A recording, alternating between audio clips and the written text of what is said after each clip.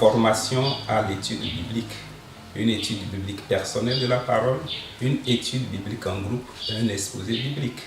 La formation à la prière, la prière individuelle, la prière en groupe, et je dirais la formation à la vie, parce que en dehors de l'étude biblique, nous avons des exposés bibliques que nous faisions sur des thèmes bien précis qui contribuent à la formation de l'être. Je dirais donc la formation de l'être tout entier. Le GBEV a contribué à cela dans ma vie et c'est très important. On ne le trouvera nulle part ailleurs.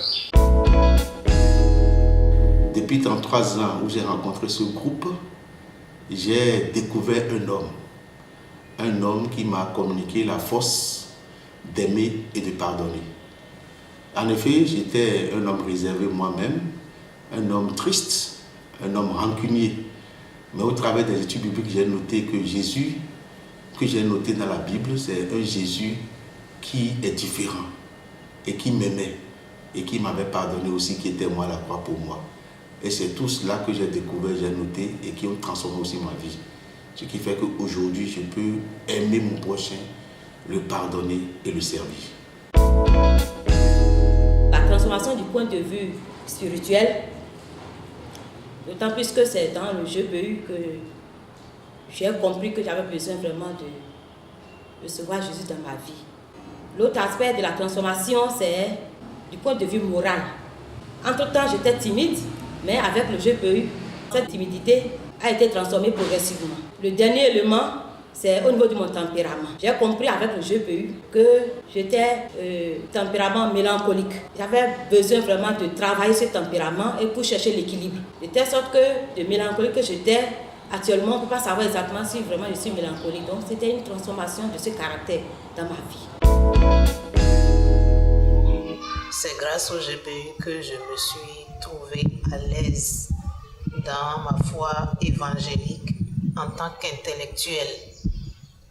J'ai pu comprendre grâce au GBU que l'intellectuel en réalité est une pièce maîtresse dans le dispositif du règne de Dieu.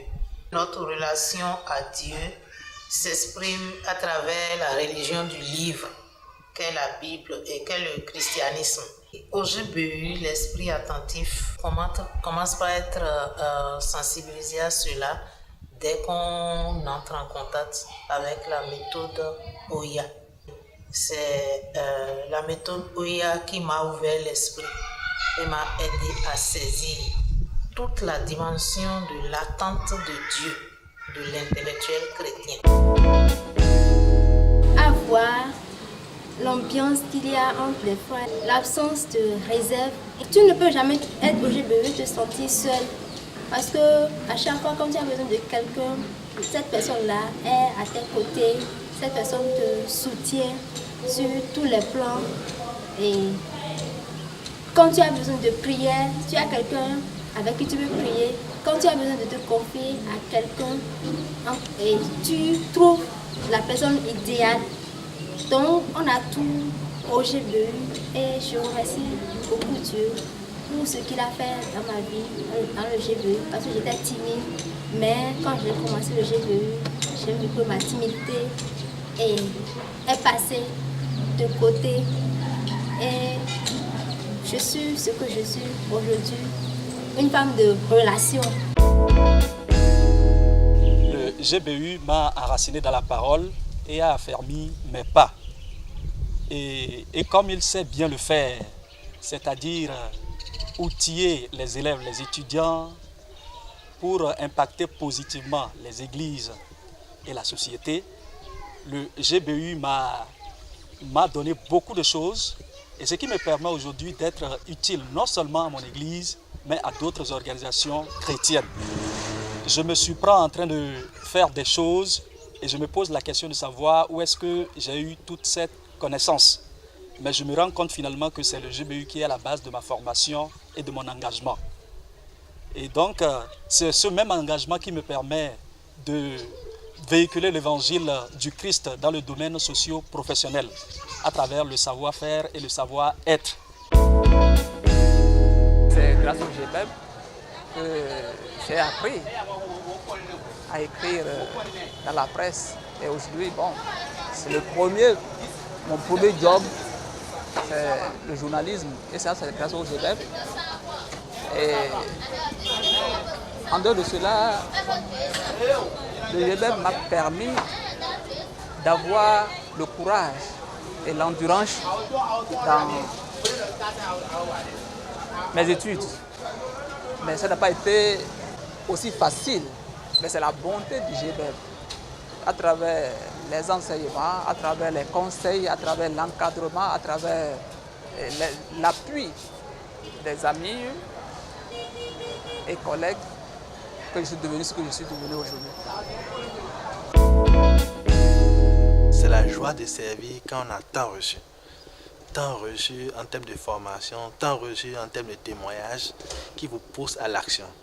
Mais c'est également le service parce que le service consiste à être au service d'abord de ses frères, de ses congénères, mais également d'être au service de son église et être au service de sa société. J'ai servi le mouvement aussi bien dans le staff que dans le conseil d'administration.